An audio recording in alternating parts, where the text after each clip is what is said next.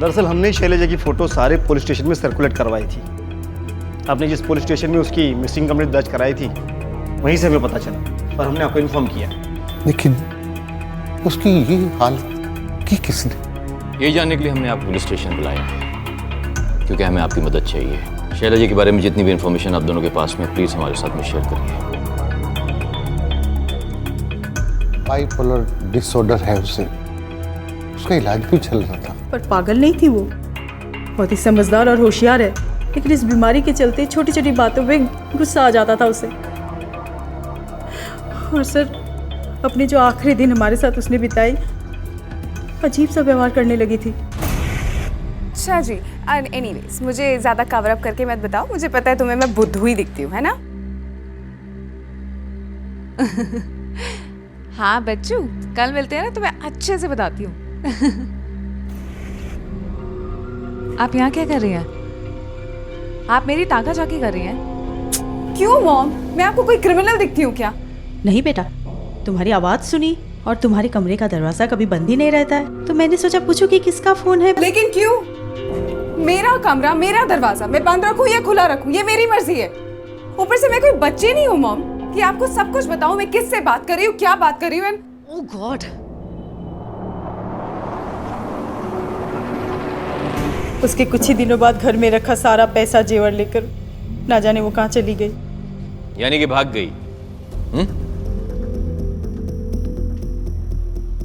इस स्केच को ध्यान से देखिए। क्या ये वही लड़का है जिसके साथ में शैलजा भागी? नहीं सर, हम इसे नहीं जानते। ध्यान से देखिए। हम इसे नहीं जानते, हमें तो ये भी नहीं पता था कि वो कहाँ गई थी। आपकी बेटी ये दवाइयाँ खा रही थी, अपने इलाज के लिए यही दवाइयाँ खाती थी वो? ये वो दवाइयाँ नहीं। कभी किसी के साथ कोई बुरा नहीं किया हमारी बेटी ने, ना ही कभी कोई दुश्मन रहा उसका। फिर ये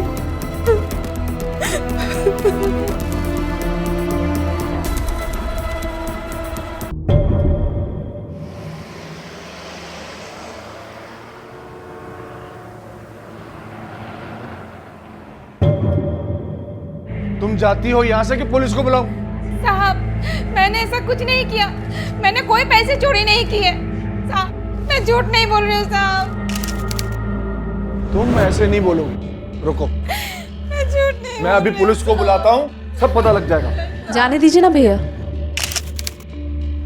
अगर इसने पैसे खर्च कर दिए तो पुलिस को बुलाने से वापस नहीं मिल जाएंगे हमें। पर आपका ब्लड प्रेशर वैसे ही बढ़ा हुआ है, प्लीज इसे और मत बढ़ाइए। ठीक है, और तुम इस एरिया में नजर आई ना तो पुलिस के हवाले कर दूंगा। जाओ यहाँ से।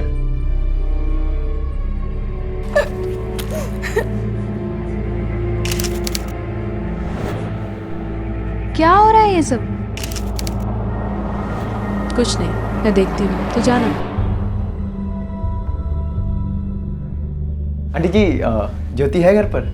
नहीं, बिजी है वो, शादी है उसकी। हमारा भी कनेक्शन है रॉयल फैमिली के साथ। ठीक है आंटी जी, थैंक यू।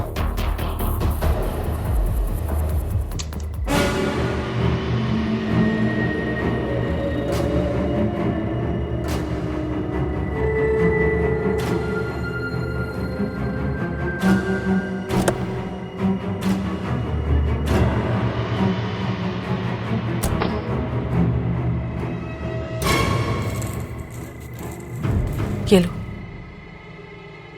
ये मैंने मेरे भाई के घर से चुराए हैं। ये वो पैसे हैं जो उन्होंने मेरी बेटी की शादी के लिए रखे थे। मेरे पास तुम्हें देने के लिए पैसे नहीं है। प्लीज प्लीज वो फोटोग्राफ्स मुझे वापस कर दो।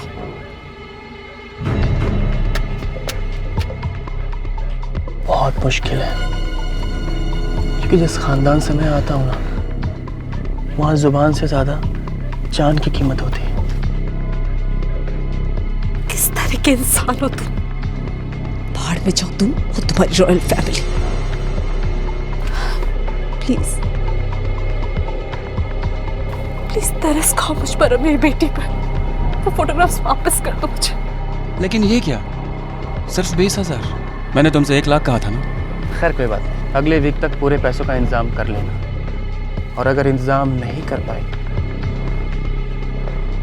तो याद करना कि मैं क्या कर सकता हूँ तुम्हारे साथ। गेट लॉस्ट, जाओ। भैया वो मैं गांव की ज़मीन बेचना चाहती हूँ। क्यों? हाँ, वो ज़मीन हम दोनों के नाम पर है, उसमें से मैं अपना हिस्सा बेचना चाहती हूँ। लेकिन किस लिए? हाँ? कोई जरूरत है पैसों की?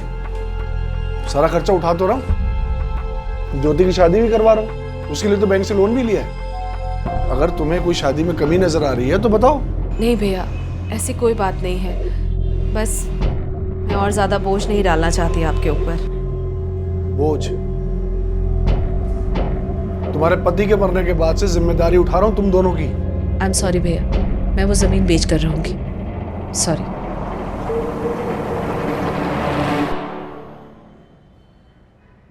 ज्योति क्या कर रही हो तुम यहाँ? तुम्हारी सगाई हो चुकी है, शादी होने वाली है। लोग तुम्हें इस जैसे लड़के से बात करते हुए देखेंगे तो क्या सोचेंगे तुम्हारे बारे में?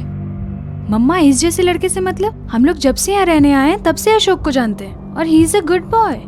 Good boy?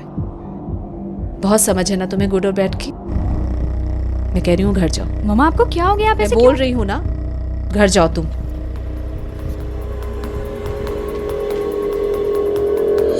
तुम्हारी हिम्मत कैसी उससे बात करने की?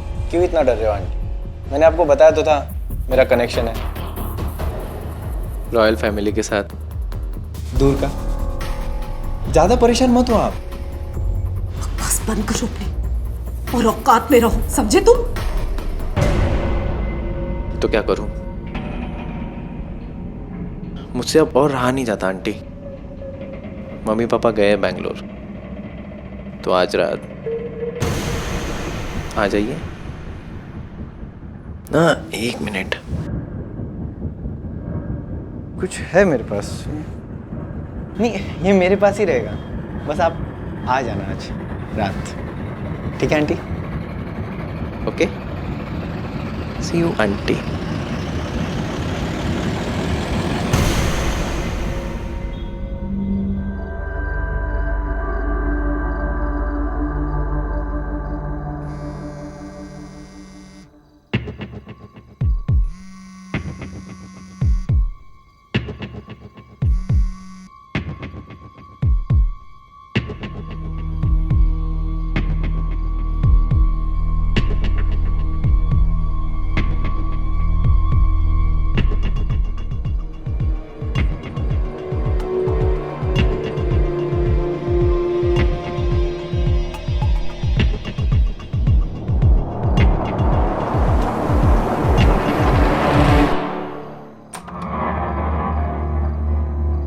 हे भगवान, बस अब ज्योति की शादी अच्छे से करा देना।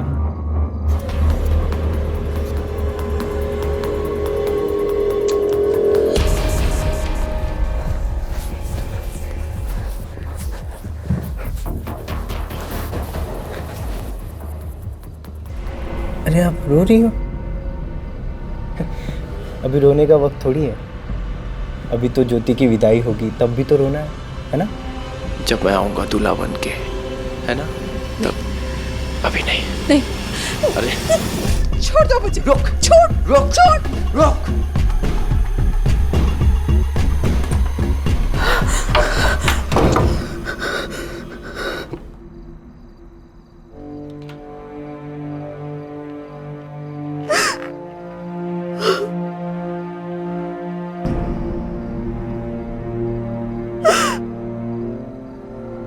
माला,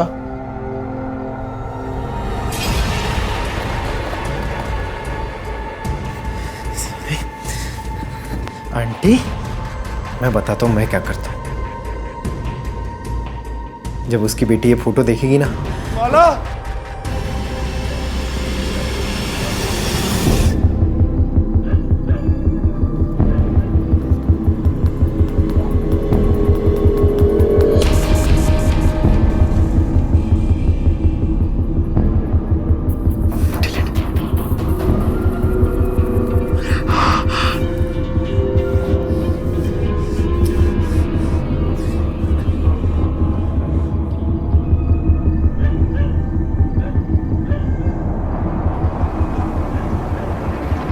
माला को दो लोग ब्लैकमेल कर रहे थे। एक था अशोक, जो उसके राज को राज रखने की कीमत उसका शारीरिक शोषण करके वसूल कर रहा था, और दूसरा था वो रहस्यमय इंसान जिसकी पहचान अब पुलिस के सामने आ चुकी थी। क्या ये इंसान सुरेंद्र ही था?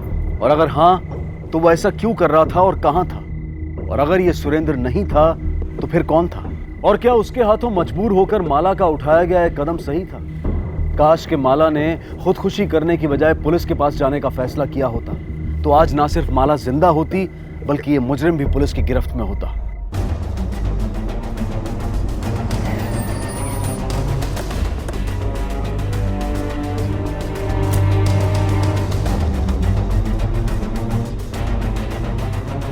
माला का किसी तरह का कोई झगड़ा हुआ था किसी के साथ, घर में या घर के बाहर कहीं? कुछ दिनों पहले बहस हुई थी जी हम दोनों के बीच में। दरअसल एक जॉइंट प्रॉपर्टी है हमारी, उसको लेकर वो अपना हिस्सा बेचना चाहती थी और मैं उसके खिलाफ था जी। क्यों बेचना चाहती थी वो उस प्रॉपर्टी को? क्या पैसों की जरूरत थी उन्हें? यही बात तो मैंने भी पूछी थी, लेकिन उसने कुछ साफ साफ बताया नहीं। कुछ दिनों बाद मेरी भांजी ज्योति की शादी थी जी, सारा खर्चा मैं ही उठा रहा था, यहाँ तक कि बैंक से लोन भी मैंने लिया। फिर माला को पैसों की क्या जरूरत थी? उस रात आखिर हुआ क्या था?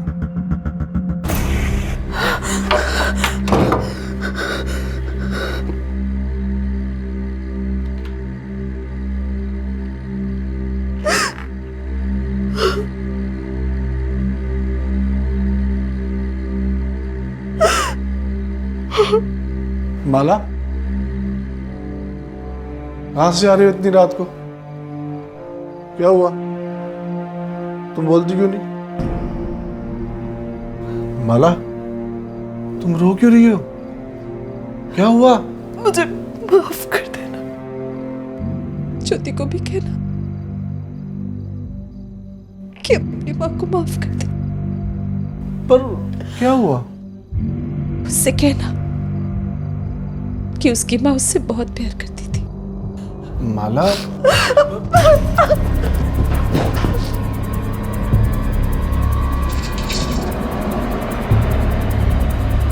माला, माला! पता नहीं सर ऐसी क्या बात थी कि उसने मेरी आंखों के सामने। पिछले कुछ दिनों से माँ बहुत अजीब सा बिहेव कर रही थी। वो हर छोटी बात पर नाराज हो जाती थी, और उस दिन अशोक से सिर्फ बात करने पर वो मुझ पर इतना नाराज हो गई। पता नहीं सर वो ऐसा क्यों कर रही थी। ये तो श्योर है सर कि माला आंटी को कुछ तो हुआ था।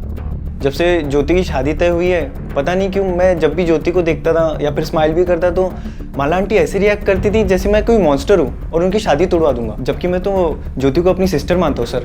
साहब, मैंने कोई चोरी नहीं की थी, फिर भी मुझे काम से निकाल दिया। कमला, मैं जानती हूँ तुमने चोरी नहीं की है। मैं तुम्हारी हेल्प करूंगी दूसरा काम दिलवाने में। मैडम, अगर आपको सब कुछ पता है तो फिर साहब को बोलिए ना, कितनी पुरानी हूँ मैं यहाँ पर। अगर किसी को भी कुछ भी पता चल गया तो मेरा नाम पूरा मोहल्ले में खराब हो जाएगा। मैडम, मैंने कहा ना, मैं दिलवाऊंगी तुम्हें दूसरा काम। यकीन करो मुझ पर। पर मैडम, पर प्लीज प्लीज अब यहाँ से जाओ। मुझे नहीं पता साहब, जब माला मैडम को पता था कि मैंने पैसे चुराया ही नहीं, तो फिर उन्होंने रंजित साहब को क्यों नहीं बोले? सर ये तो सिंपल सा, माला के साथ कुछ तो ऐसा हो रहा था या हो चुका था जिसकी वजह से वो चिड़चिड़ी और गुस्सैल हो गई। और दूसरी खास बात, माला का अपने भाई रंजीत से प्रॉपर्टी बेचने को लेकर लड़ना, जबकि उसकी बेटी की शादी का सारा खर्चा वो उठा रहा था। सर माला ने अपने नौकरानी को ये बताया था कि वो जानती है उसने चोरी नहीं की है, लेकिन जब रंजीत ने नौकरानी को काम से निकाला उसने उसका विरोध तक नहीं किया। इससे तो एक ही कहानी निकल कर आती है कि माला को किसी खास रीजन से पैसों की जरूरत थी, जिसके चलते उसने अपने ही घर में चोरी की और इल्जाम लगा नौकरानी पर। और शायद उसे फिर से पैसों की जरूरत पड़ी। उसने अपने भाई को प्रॉपर्टी बेचने के लिए कहा, भाई नहीं माना तो। इस कहानी की आखिरी कड़ी उस जगह से जुड़ी हो सकती है जहां खुदकुशी से पहले माला सबसे छिप कर गई थी। एक काम करो, माला के फोन रिकॉर्ड्स निकलवाओ। सर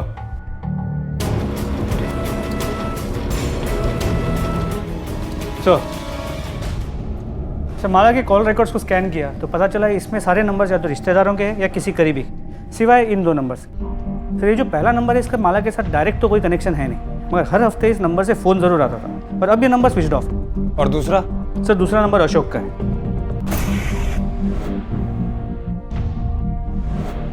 एक काम करो, इस लड़के अशोक को बुलाओ और ये नंबर चेक करो दूसरा किसका है। सर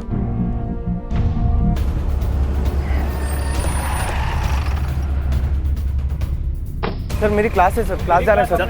सर लेकिन हुआ क्या सर? सर हुआ क्या तो बताइए सर। अरे सर क्लास जाना है सर। माला आंटी को कंप्यूटर सीखना था सर, तो मिलने का टाइम डिसाइड करना था, मैंने मैसेज किया था सर। अच्छा, वैसे किस रॉयल फैमिली से हो? वो तो सर हमारे बीच का मजाक था सर।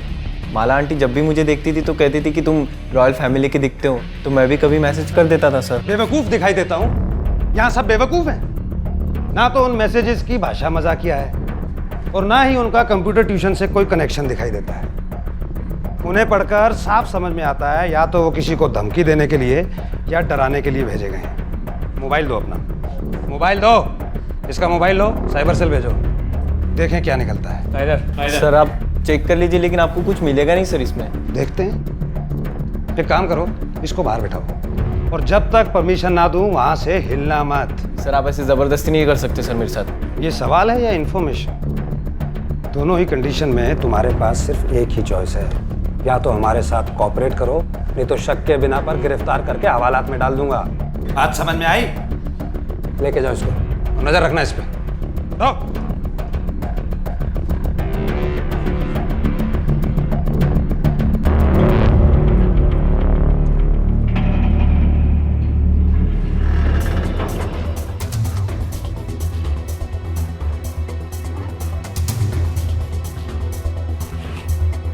अच्छा सुनो, इस अशोक के घर वालों को बुलाओ, इसे सामने बिठाकर उन्हें बताओ इसके और माला के अफेयर के बारे में।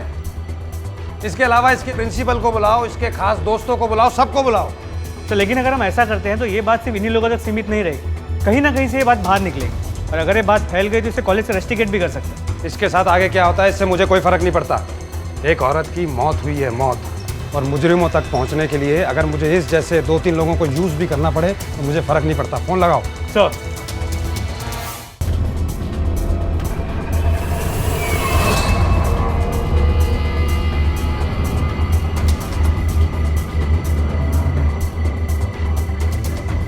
बात हो गई मेरी साइबर सेल से, कल सुबह तक रिपोर्ट आ जाएगी, ठीक है?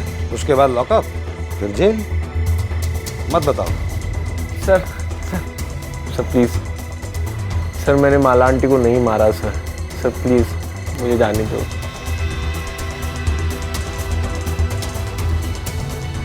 एक बार सर मैं ट्यूशन से घर जा रहा था,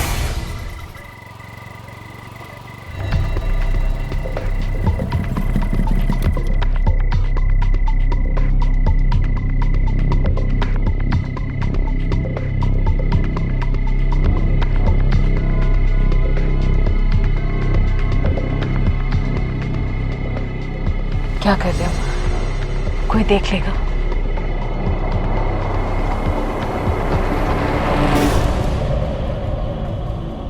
यार मैथ्स मेरे लिए बहुत डिफिकल्ट जाता है यार। मैथ्स हमें तो मिस्टर प्रोफेसर सिन्हा है ना, वो पढ़ाते थे। हाँ। और वो इतने फनी हैं, बिलीव मी। हाँ भैया, जरा इधर आओ।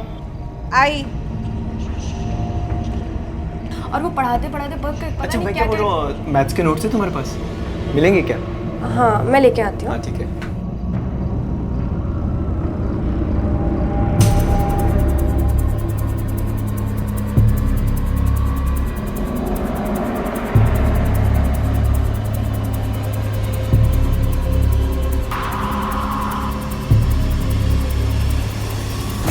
रणबीर नाम के आदमी से चैट करती थी सर, और मुझे याद है उसने लिखा था कि वो रॉयल फैमिली से बिलोंग करता है। सर वीडियो थी सर, घर पे चुपचाप बैठना चाहिए ना, क्या ज़रूरत है बाहर जाके अफेयर करने की? और जब कर ही रही थी सर तो मैंने भी ट्राई कर लिया, इसमें बुरा क्या है? और उसने किया, मेरी क्या गलती है उसमें? नहीं तुम्हारी क्या गलती, तुम तो मासूम हो, है ना? अब तक तो मैं तुम्हारे ऊपर सिर्फ ब्लैकमेलिंग का चार्ज लगाने वाला था, लेकिन अब इसके साथ साथ उकसाने और सबूत मिटाने की कोशिश करने का चार्ज भी लगेगा। और जब कोर्ट में सजा सुनाई जाएगी ना तो खुद ब खुद पता चल जाएगा कि गलती क्या थी। लेके जाओ उसको। हाँ?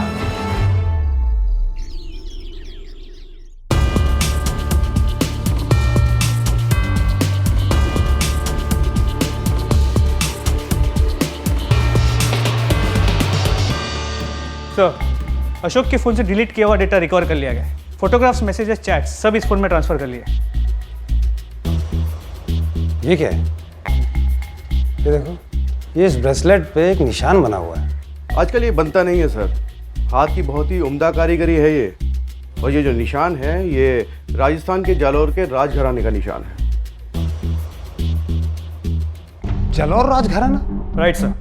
जिस अकाउंट के साथ माला चैट किया करती थी उसने भी लिखा था कि वो किसी राजघराने को बिलोंग करता है। सर, उस अकाउंट को डिलीट कर दिया गया है और उससे रिलेटेड सारी कंप्यूटर फुटप्रिंट्स भी डिलीट कर दी गई। उस अकाउंट को ट्रेस कर पाना नामुमकिन है। और सर, जो दूसरा नंबर था जिससे माला को हर हफ्ते फ़ोन आया करता था, वो भी नंबर ट्रेस कर लिया गया। वो नंबर नोएडा के किसी शशि मारवा का है। इस मारवा को बुलाओ, इसका कोई ना कोई कनेक्शन तो है।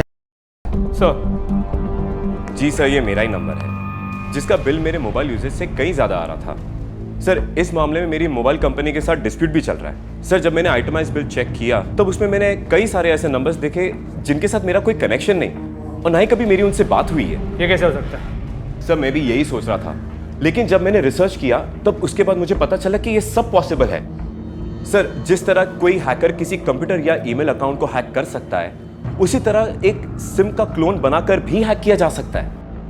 यानी आप माला नाम की किसी महिला को नहीं जानते? नहीं सर। ठीक है मिस्टर मारवा, आप जा सकते हैं, मगर आपकी फिर से ज़रूरत पड़े तो फिर आपको आना पड़ेगा। जी सर, श्योर, थैंक यू। इस आदमी पे नज़र रखो। अब हमारे पास सिर्फ एक ही सुराग बचता है और वो है अशोक के मोबाइल से रिकवर की गई रणबीर की फोटो। फोटोग्राफ तो ज़्यादा पुरानी नहीं है, लेकिन सुरेंद्र की मौत तो आज से तकरीबन 3 साल पहले हो चुकी है। फिर ऐसा कैसे हो सकता है? सुरेंद्र? जी हाँ, इसका नाम सुरेंद्र है और अब से कोई 6 महीने पहले मुंबई पुलिस भी किसी केस के सिलसिले में इसे यहाँ तलाश करने आई थी। देखिए इंस्पेक्टर साहब, हर पोजीशन इज वेरी क्रिटिकल। किसी ने जानबूझकर इनके सर पर पीछे से वार किया। अपनी अनस्टेबल मेंटल कंडीशंस के लिए ये लड़की जो भी दवाइयाँ ले रही थी वो एक्सट्रीमली हैवी डोज की थी। कोई ऐसा इंसान है जो उसको ये हैवी डोज की दवाइयाँ दे रहा है? पता लगाओ कि उसका कोई पति है भी कि नहीं। ऐसा लग रहा था जैसे अपने जिस पति को वो औरत ढूंढ रही है असल में वो था ही नहीं। सर, ये जालौर राजघराने की अंगूठी है। राजा साहब के यहाँ उनकी गाड़ियाँ धोने का काम करता था ये सुरेंद्र। जब हम लोग महल में हुई एक चोरी की तफ्तीश कर रहे थे तभी इसकी मौत की खबर आई। हम अब भी किसी फैसले पर नहीं पहुंच पाए हैं कि ये सुरेंद्र ही है और जिंदा है या फिर उसके जैसे दिखने वाला कोई और। Okay, thank you very much inspector, thank you. आखिर ये आदमी है कौन? इसने पहले मुंबई में क्राइम किया, फिर दिल्ली में, और दोनों मामले महिलाओं से जुड़े हुए। जालौर के राजघराने की निशानी का इस्तेमाल करता है और अपने से मिलने वाली महिलाओं के सामने खुद को राजघराने का सदस्य बताता है। इसकी शक्ल के अलावा ये वो दूसरी बातें हैं जो मुंबई और दिल्ली के मामलों को कनेक्ट करती हैं। पता लगाना होगा कि शैलजा के साथ किया क्या था इसने। मुंबई की शैलजा के केस की तरह दिल्ली की माला के केस के तार भी राजस्थान के जालौर से जुड़े हुए दिखाई दे रहे थे। लेकिन जालौर का सुरेंद्र, जिस पर इन दोनों मामलों में दोषी होने का शक किया जा रहा था, वो 3 साल पहले मर चुका था। तो फिर क्या मुजरिम कोई और ही था? इस मुजरिम की असली पहचान भले ही अब तक ना हो पाई हो, लेकिन एक बात बिल्कुल साफ थी कि वो जो कोई भी था बहुत ही होशियार और शातिर था। इतना शातिर कि इसने माला से बात करने के लिए भी अपना नहीं बल्कि किसी अजनबी के सिम कार्ड का इस्तेमाल किया था, उसका क्लोन बनाकर। और माला की मौत के तुरंत बाद उसने इंटरनेट और उस चैटिंग साइट से वो सारे क्लू मिटा दिए जिसके सहारे पुलिस उस तक पहुंच सकती थी या फिर पहुंचने की कोशिश कर सकती थी। ये कोई साधारण मुजरिम नहीं था, इसलिए इसे पकड़ने के लिए पुलिस को अपनी तहकीकात में इस्तेमाल किए गए आम तरीकों से कोई अलग तरीका अपनाने की जरूरत थी। Thank you very much officer, thank you. Sir, Mumbai police से कुछ पता चला? बहुत कुछ। ये आदमी पहले औरतों को अपने प्यार का यकीन दिलाता है, उनका इस्तेमाल करता है, फिर उन्हें छोड़कर दूसरे किसी शिकार की तलाश में निकल पड़ता है। दिल्ली की माला से पहले इसने मुंबई की शैलजा को अपना शिकार बनाया और अब पक्का ये किसी दूसरे शिकार की तलाश में हो। इससे पहले कि ये किसी और मासूम जिंदगी के साथ खेले, हमें इसे रोकना है। लेकिन सर, हमारे पास इसके खिलाफ कोई ठोस सबूत या लीड नहीं है। लेकिन हम इसके बारे में 2 खास बातें जानते हैं। पहली ये कि वो चैटिंग साइट्स के जरिए अपने शिकार को चुनता है, जैसा इसने माला के साथ किया। और दूसरी सबसे इंपॉर्टेंट चीज़ है इसकी फोटोग्राफ। इसके अलावा हम इसके बारे में ये भी जानते हैं कि इसने अभी तक दिल्ली और मुंबई जैसे बड़े शहरों की औरतों को ही अपना शिकार बनाया। शायद इस बार भी ये ऐसे ही किसी बड़े शहर को चुने। एक काम करो, सुरेंद्र, रणबीर, जो भी इसका नाम है, इसकी फोटोग्राफ को एनलार्ज करवाकर इंडिया की सभी मेट्रो सिटीज की पुलिस को भेजो और उनसे कहो कि अपने शहर के हर थाने के साथ इसकी फोटोग्राफ शेयर करें। सर, इंटरनेट पर प्रोफाइल बनाना बहुत ही आसान है। कोई भी अपनी पहचान बदलकर लोगों को गुमराह कर सकता है, उनका विश्वास जीतकर उनका फायदा उठा सकता है, उन्हें अपना शिकार बना सकता है। यही सुरेंद्र ने माला के साथ किया था और अब पुलिस उसकी इसी चाल को उसके खिलाफ इस्तेमाल करने जा रही थी। युवा और सुंदर दिखने वाली महिला पुलिस ऑफिसर्स के झूठे प्रोफाइल्स बनाकर उन्हें अलग अलग चैटिंग साइट्स पर एक्टिव कर पुलिस ने सुरेंद्र के सामने दाना डाल दिया था, या फिर यूं कहिए कि अंधेरे में एक तीर चला दिया था जिसके निशाने पर लगने और ना लगने की संभावनाएं बराबर की थी। और साथ ही पुलिस को बेसब्री से इंतजार था शैलजा के होश में आने का, ताकि अगर उनका ये तीर निशाने से चूक जाए तो वो शैलजा की मदद से इस शातिर मुजरिम तक पहुंच सके। और तभी एक दिन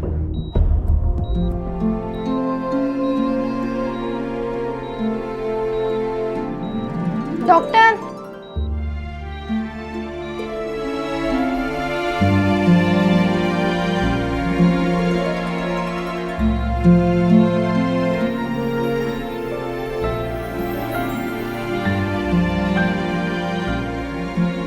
क्या हुआ शैलजा? शायद आपकी दुआओं का नतीजा है जो आपकी बेटी कोमा से बाहर आ गई। She is out of coma.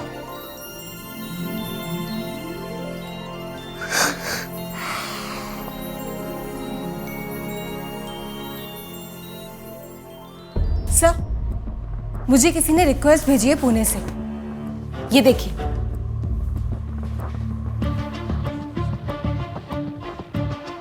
Profile में नाम जयंत बता रहा है। इसकी बाकी की डिटेल्स हमारे टारगेट से काफी मैच करती है सर। गुड, चैटिंग शुरू करो, मगर कोई जल्दबाजी मत करना। जरा भी उतावलापन नजर आ गया तो उसे शक हो सकता है। बहुत होशियार है। Okay sir. शुरू करो। इन्वेस्टिगेटिंग टीम को इस बात का लगभग यकीन था कि इस महिला पुलिस अधिकारी को फ्रेंड रिक्वेस्ट भेजने वाला और उससे चैटिंग करने वाला सुरेंद्र ही है, लेकिन पुलिस जल्दबाजी में कोई कदम नहीं उठाना चाहती थी। और अब सुरेंद्र की ये तलाश 3 अलग अलग राज्यों की पुलिस का जॉइंट ऑपरेशन बन चुका था। इंतजार था तो सुरेंद्र की तरफ से पहल का, जो कि उसने की।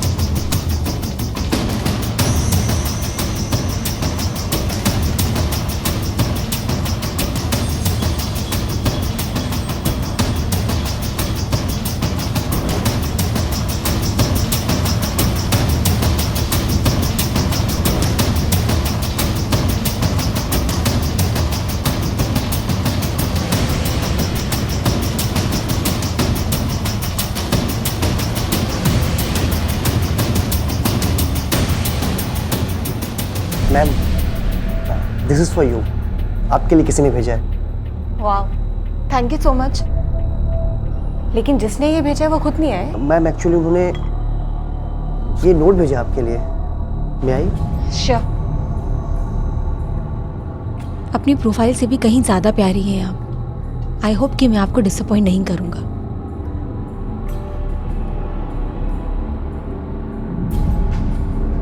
Ma'am, can I serve? Sure.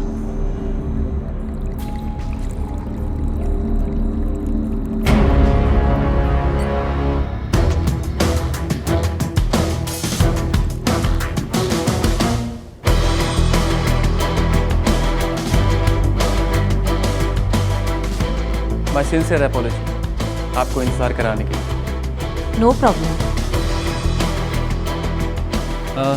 Garlic bread with cream. Would you like to have anything more? No, thank you. The previous order. Cheers. Cheers. वैसे खाने को लेके आपकी चॉइस बहुत ही रिफाइन है, बिल्कुल इस शैंपेन की तरह। खाना हो या जिंदगी, मुझे सिर्फ बेस्ट चीज़ें ही पसंद आती हैं। वैसे मुझे लगता है लाइफ में इंसान को कभी समझौते नहीं करने चाहिए। करेक्ट, मुझे भी कुछ ऐसा ही लगता है। आपने अपने बारे में कुछ बताया ही नहीं। Ladies first. अगर मैं खुद ही अपने बारे में सब कुछ बता दूंगी तो आगे जाने के लिए कुछ बचेगा ही नहीं और इस डेट का सारा मजा चला जाएगा। Shall I start with you first? काफ़ी इंटरेस्टिंग है। चलिए ठीक है, मुझसे ही शुरुआत करते हैं। नाम तो जानती हैं आप, इसके सिवा मैं राजस्थान के एक रॉयल फैमिली से हूँ। वैसे उनकी सोच काफ़ी पिछड़ी थी, इसलिए मैंने खुद को उनसे अलग कर लिया और यहाँ पुणे में शिफ्ट हो गया। वैसे यू नो व्हाट, आज हम पहली बार मिल रहे हैं, बट आपसे मिलकर मुझे लगा नहीं कि ये हमारी पहली मुलाकात है ना? इट मीन्स हमारी सोच के साथ साथ हमारी फीलिंग्स भी बहुत मिलती है। तो हम फिर मिल रहे हैं, राइट? बिल्कुल। लेकिन किसी ऐसी जगह जहाँ ज़्यादा लोग ना हो, सिर्फ हम। व्हाट से? लेकिन मुझे ऐसा लगता है कि हम दोनों को अकेले मिलने से पहले एक दूसरे को अच्छे से जान लेना चाहिए। करेक्ट? तो चलिए आपके नाम से शुरू करते हैं। आपका नाम? जयंत, रणबीर, मधुर या सुरेंद्र? कौन है आप लोग? पुलिस। तेरा असली नाम तो पुलिस स्टेशन चल के बताएगा। चल चल चल। देखिए मैंने कहा ना, मेरे खिलाफ कुछ भी साबित नहीं कर पाएंगे आप लोग। हम जानते हैं। तो जाने दीजिए मुझे। ऐसे कैसे जाने दे मिस्टर सुरेंद्र, या जो भी नाम है आपका। इस वक्त हमारे साथ कोई है जो आपके जुर्म को साबित कर देगा। मिलना चाहेंगे?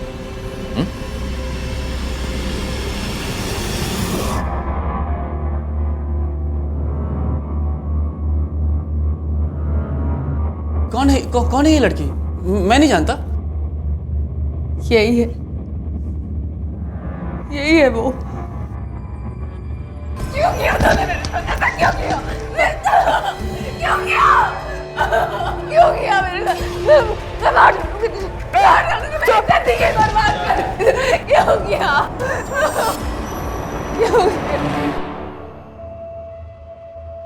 यही वो औरत है ना जिसको तूने गलत दवाइयां दी, जिस पर तूने अटैक किया? हा? यही वो औरत है ना? अब इसको जिंदा देख के हैरान क्यों है? चल बता।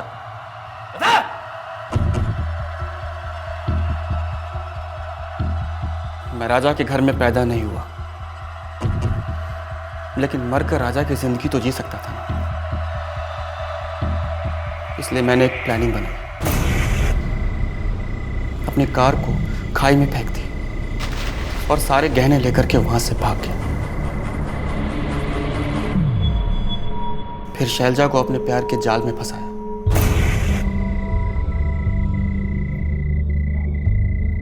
उससे सारे पैसे लिए और हमेशा दवाइयों के ओवरडोज देता रहा ताकि मेरे पीछे कोई सबूत न रह जाए। लेकिन एक दिन उसने मुझे देख लिया।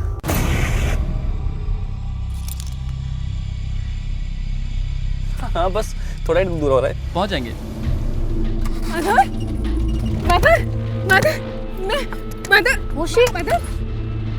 नहीं कोई नहीं। दरवाजा खोलो। दरवाजा खोलो। दरवाजा खोलो। शैलजा मेरे लिए खतरा बन चुकी थी और मैं नहीं चाहता था कि कोई भी ट्रेस मेरे पीछे छूटे। इसलिए उसकी मौत को एक्सीडेंटल दिखाने का प्लान बनाकर मैं उसके घर पहुंचा।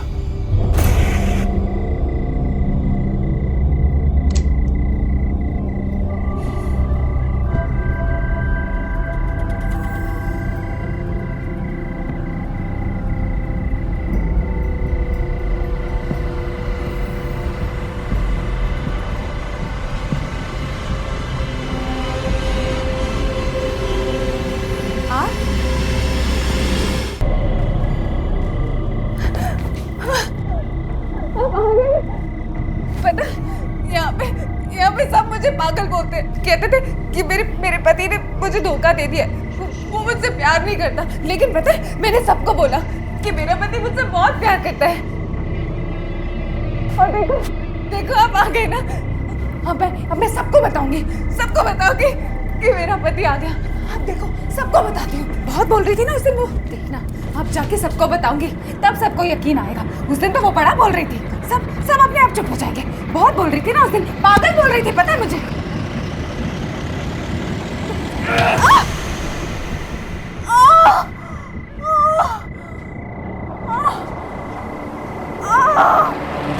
मैं शैलजा की चीख सुनकर के डर गया था।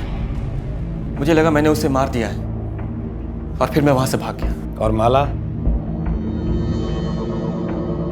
मैं और माला एक ऑनलाइन चैटिंग साइट पर मिले थे। ठीक वैसे ही जैसे तुम शैलजा से मिले थे। जिस तरह तुमने शैलजा का इस्तेमाल किया, ठीक उसी तरह तुमने माला का भी इस्तेमाल किया, उसे ब्लैकमेल भी किया। हाँ, ये देखो कितना अच्छा पोर्टफोलियो है तुम्हारा। सेक्सी ना? मुझे अपने लिए नहीं, फोटोग्राफर के लिए चाहिए। वो क्या है ना कि इतनी अच्छी फोटोज जो खींची है, देखो देखो तुम खुद देखो, लवली। देखो हे, तुम कितनी क्लोज हो मेरे से। और ये वाला, इसमें तो बिल्कुल सिर्फ पैसों की कमी को पूरी करने के लिए मैंने ये सब कुछ किया। सिर्फ एक अच्छी जिंदगी जीना चाहता था मैं, जो ये औरतें मुझे दिला सकती थी, बस इसलिए। और ये सब तुमने पैसों के लिए किया ना? कहाँ हैं पैसे? कहाँ हैं? कहाँ हैं? आखिरकार 3 अलग अलग राज्यों महाराष्ट्र, दिल्ली और राजस्थान पुलिस के आपसी सहयोग और उनकी महीनों की मेहनत के बाद सुरेंद्र को गिरफ्तार कर लिया गया। शैलजा की जान बच गई, लेकिन माला को नहीं बचाया जा सका। लेकिन सुरेंद्र की गिरफ्तारी से उन कई महिलाओं की जिंदगी को बर्बाद होने से बचा लिया गया जो सुरेंद्र के आजाद रहने से उसका शिकार बन सकती थी। और सोशल नेटवर्किंग के इस युग में तो यह बेहद जरूरी हो जाता है कि किसी के करीब जाने और किसी को अपने करीब आने देने में थोड़ा वक्त दिया जाए, क्योंकि ये वो माध्यम है जहां पर आप उतना ही देख सकते हैं जितना आपको दिखाया जाता है। ये कहानी सबक है उन सभी लोगों के लिए जो बिना तथ्यों की जांच परख के किसी पर भी भरोसा कर लेते हैं। दूसरों को धोखा देने के लिए, उन्हें नुकसान पहुंचाने के लिए यहाँ पर कोई भी अपनी असली छवि से अलग एक दूसरी ही छवि गढ़ सकता है। ऐसे में दिमाग का इस्तेमाल किए बिना सिर्फ दिल के कहने पर चलना और किसी भी तरह का संबंध जोड़ने में जल्दबाजी दिखाना खतरनाक साबित हो सकता है और कई मामलों में जानलेवा भी। इसलिए सतर्क रहें और किसी पर भी विश्वास करने से पहले उसकी असली पहचान और उससे जुड़े तथ्यों की अच्छी तरह से जांच कर लें, क्योंकि आपकी सतर्कता ही आपकी सुरक्षा है। अब मैं अनूप सोनी आपसे विदा लेता हूं। फिर मुलाकात होगी अगले एपिसोड में एक और चौंका देने वाले केस के साथ। तब तक अपना और अपने परिवार का ख्याल रखें और देखते रहें क्राइम पेट्रोल डायल 100। सबक एक को, सीख हम सबको। जय हिंद।